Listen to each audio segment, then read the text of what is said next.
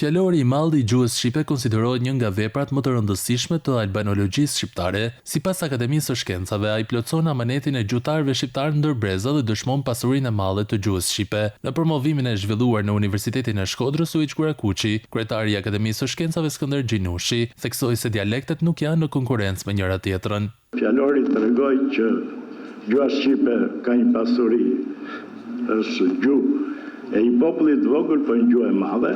Është një gjuhë që nxë ka daren, që nxë qosën, që nxë, kur themi nxë, pra, dhe talentet e mëdha.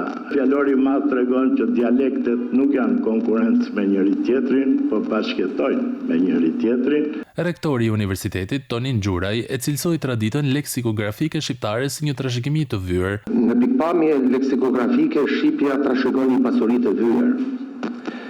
Fillesat e kësaj tradite nisin që në vitin 1635 me fjalorin latinisht shqip të Frank Bardit. Ndjehemi të nderuar si institucion që dy nga kolegët tona, profesor doktor Mimoza Priku dhe profesor asociuar doktor Zarta Draqini, janë pjesë e këtij projekti.